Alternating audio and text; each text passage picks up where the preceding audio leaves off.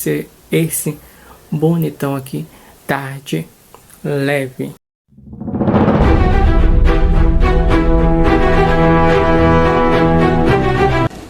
E aí, gente linda, está começando o Tarde Leve.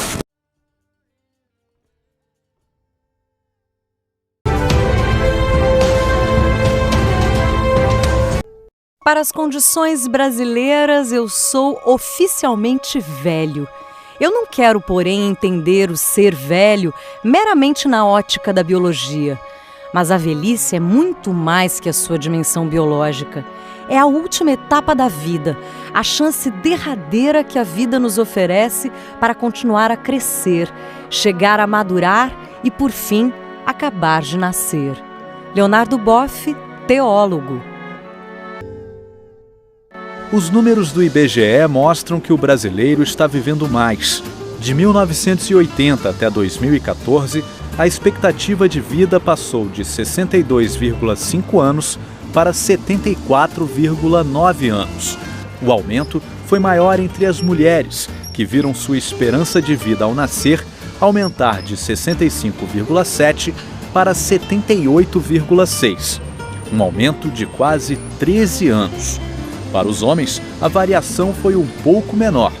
Passou de 59,6 para 71,3, ou seja, 11,7 anos a mais. O interessante é que o Brasil ele começou a passar por esse processo, em termos comparativos, né, com outros países, muito tarde, né? Tem países que começaram isso ainda no século XIX. E aí a redução, né, do número de filhos por mulher foi muito acelerada, foi muito rápida, né? A fecundidade caiu em poucos anos de forma muito acentuada. E isso faz com que esse processo de envelhecimento seja extremamente acelerado. Então nós estamos passando por uma transformação radical e rápida da cara da nossa população. O aspecto positivo, né, porque foi um desejo da sociedade. Né? A população envelheceu por quê? Primeiro porque a fecundidade caiu muito. Caiu porque a sociedade desejou. Né? Desejou ter menos filhos. E também porque as pessoas estão vivendo mais. Também é um desejo da sociedade. Por volta de 1900, a esperança de vida ao nascer era de 30 anos, significa que dificilmente um pai vai conhecer o seu neto. No final do século XX, ela estava perto de 70, o que significa que um pai provavelmente vai conhecer o seu bisneto. Em meus jovens anos, eu escrevi em algum lugar: primeiro, nós vivemos a nossa juventude. E, em seguida, a nossa juventude vive em nós. Lu Andréa Salomé, intelectual. Aquele que vê o mundo aos 50 anos da mesma forma que via aos 20, desperdiçou 30 anos da sua vida. Muhammad Ali, campeão mundial de pesos pesados. Uma população mais envelhecida provoca outras mudanças, principalmente relacionadas ao mercado de trabalho. Ao mesmo tempo em que a força de trabalho mais madura se torna mais numerosa, na prática ela diminui. O desafio seria como é que você vai compensar, né, essa diminuição dos entrantes no mercado de trabalho e essa força de trabalho mais velha. E o primeiro impacto, né, a primeira coisa que vem à mente é que é preciso de manter esse trabalhador nativo mais tempo possível. Claro que a idade trabalha contra, né? O trabalhador mais velho tem menos força física, ele tem mais taxas de abstencionismo por conta de morbidade, tem mais dificuldade de acompanhar as mudanças tecnológicas. Isso gera uma série de preconceitos em relação aos empregadores de absorver essa mão de obra. A primeira ideia que vem à mente é: vamos adiar a idade mínima para aposentar. Tá bom, mas não adianta fazer isso, apenas fazer isso, porque se não reduzir o preconceito, né, você vai ter um número crescente de pessoas, um número elevado de pessoas que vão estar nem trabalhando e nem aposentados, né? Porque se você pode adiar a idade de aposentar e essas pessoas que não têm um histórico de contribuição que lhes permita aposentar podem ficar desempregadas. Então a gente já está observando um crescimento dos nenéns maduros, que são homens maiores de 50 anos que não trabalham nem são aposentados. Então, em vez de você resolver um problema fiscal, por exemplo, da Previdência, você pode até resolver, mas você cria outro. De acordo com a pesquisa de Ana Amélia, o número de homens com mais de 50 anos que não trabalham e que também não são aposentados aumentou cerca de 4 vezes nos últimos 20 anos. Passou de pouco mais de 300 mil para mais de 1.400.000. Pode ser que esteja até havendo uma mudança aí nas relações de gêneros, porque 75% desses homens nenéns, eles são sustentados pelas esposas. Agora, 25% pelos pais idosos. E quando esses pais morrerem, essa pensão, esses pais idosos vivem de aposentadoria ou de pensão, essa pensão vai embora com os pais. Aí esse indivíduo já está mais velho, mais longe do mercado de trabalho, ou seja, com mais dificuldade para voltar, porque fica mais tempo afastado. Então isso pode criar realmente um problema social. Consolo-me comprovando que em todos esses anos caíram muitos dos meus cabelos, mas nenhuma das minhas ideias. O que é uma alegria quando eu penso em todos esses arrependidos que andam por aí. Eduardo Galeano, escritor. Com o tempo adquire-se a certeza de que nada vale muito a pena e que a suprema conquista da idade é poder chamar desânimo de sabedoria. Luiz Fernando Veríssimo, escritor. O Brasil tem que incorporar na sua agenda de prioridades, né, a questão do envelhecimento.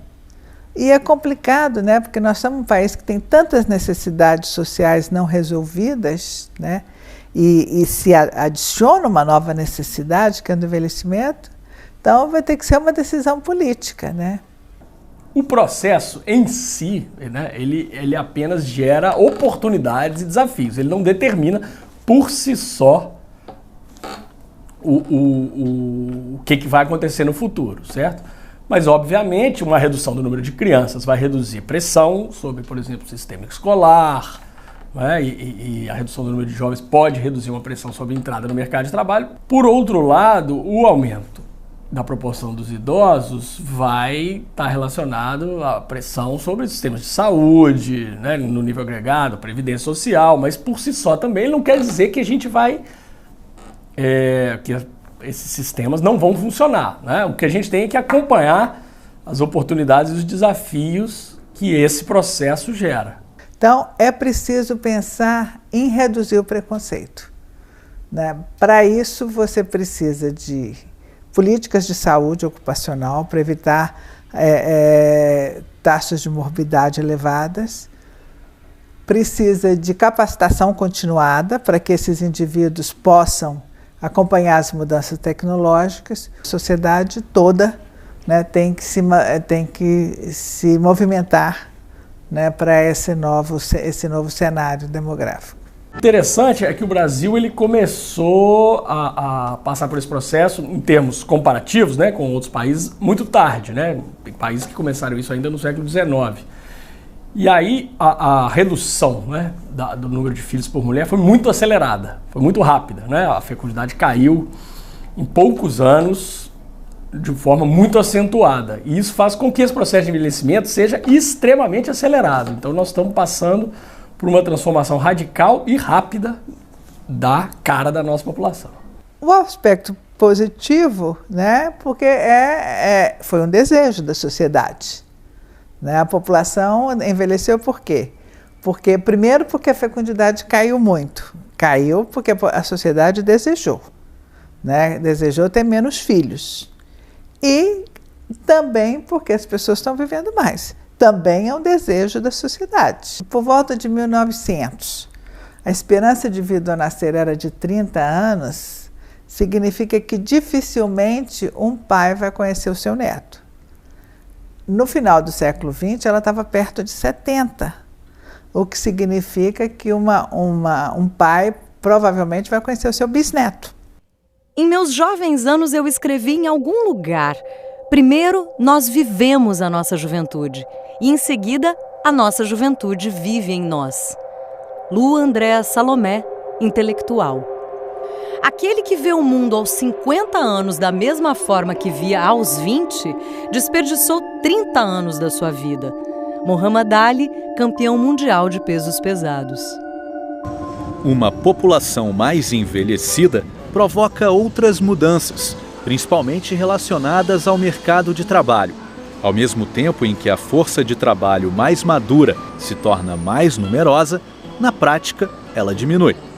O desafio seria como é que você vai compensar, né, essa diminuição dos entrantes no mercado de trabalho e essa força de trabalho mais velha. E o primeiro impacto, né, a primeira coisa que vem à mente é que é preciso de manter esse trabalhador nativo mais tempo possível. Claro que a idade trabalha contra, né? O trabalhador mais velho tem menos força física, ele tem mais taxas de abstencionismo por conta de morbidade, tem mais dificuldade de acompanhar as mudanças tecnológicas. Isso gera uma série de preconceitos em relação aos empregadores de absorver essa mão de obra.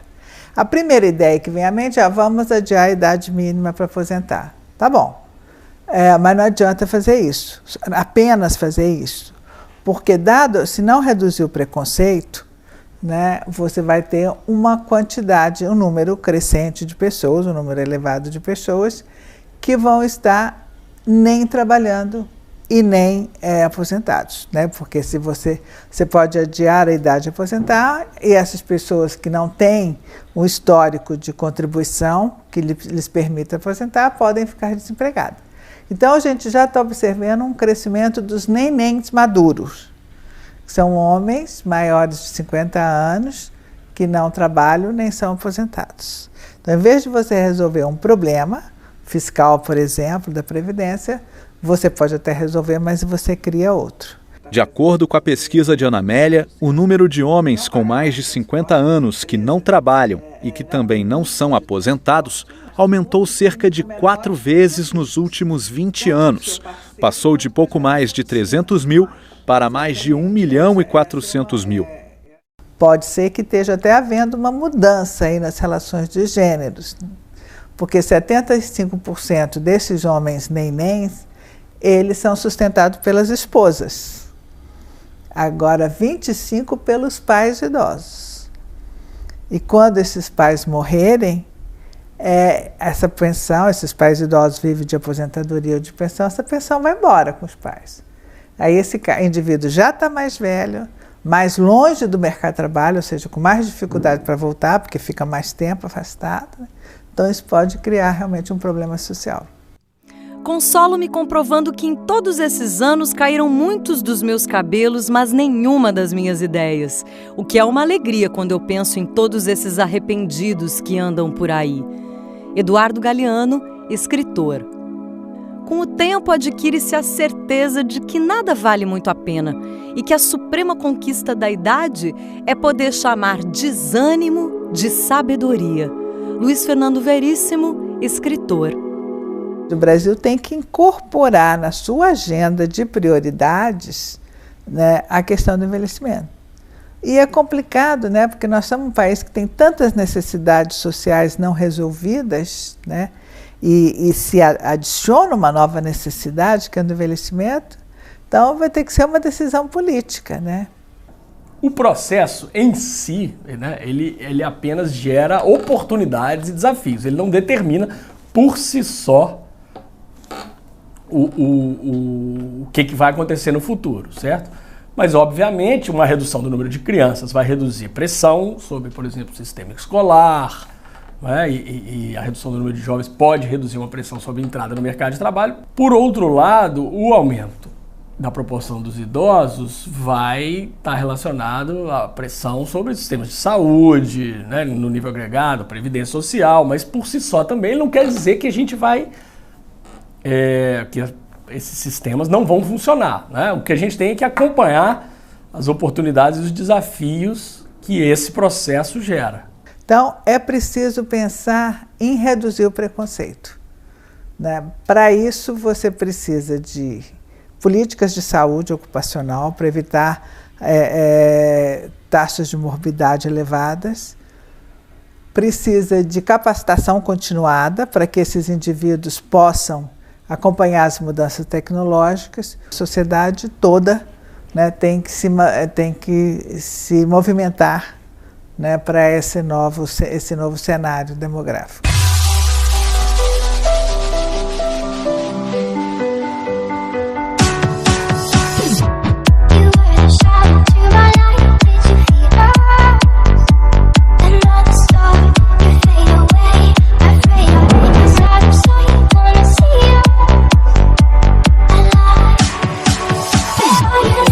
Para vocês terem chegado até o fim desse vídeo. Agora, dedo no like, dedo no joinha, dedo no se inscrever, compartilhar, deixar o seu comentário e curtir o vídeo e assistir até o final e compartilhar na rede social, no YouTube, no Facebook, em todos os lugares, para ajudar o canal Tarde Leve a chegar mais longe ainda.